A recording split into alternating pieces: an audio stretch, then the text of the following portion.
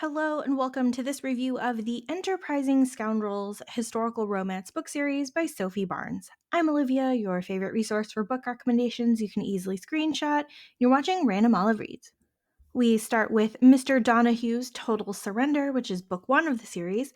Callista is an American lady stranded and penniless in London looking for a job at a fancy hotel. While she's lucky to find a position as a scullery maid, she doesn't know what she's doing, and all the other staff members are cruel to her.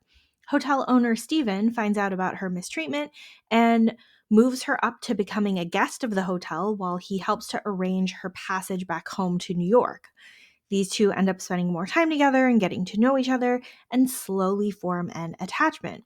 However, Callista is determined to go back home and deal with the expectations of her father's debts, and Stephen has his own issues with being an ambitious businessman and the son of a lord, but he quickly reprioritizes when it comes to Callista.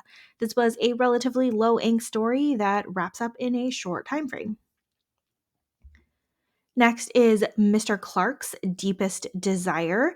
Lady Rosamond plans to invest her small inheritance in a locomotive company, only to be turned away by the owner, Mr. Matthew Clark.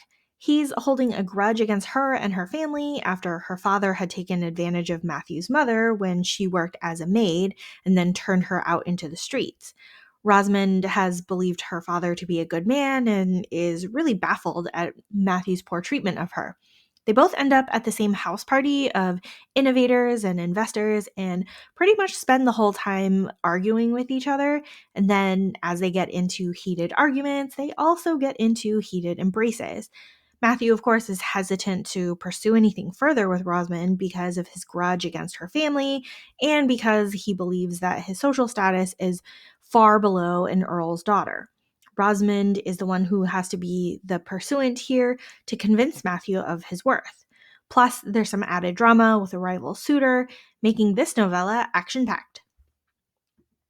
So overall, this was a really quick two novella series. You can even buy it as like a box set with the two books in one. It didn't really feel like the two stories interconnected at all, so you can definitely read them each as standalone. We have this theme of self-made, successful businessmen, and then each of them very unexpectedly falling in love. These books were not too heavy or overly emotional, but still really entertaining. They're low on the Steam scale with fade to black content, but I really enjoyed seeing the couples fall in love. If you just wanted a quicker, shorter read, these are a perfect romance reading snack. Thank you so much for watching this video. Hopefully you found a book or two to add to your TBR. Links to these books are in the description box. Like and subscribe to get updates, and you can follow me on Instagram at randomolive.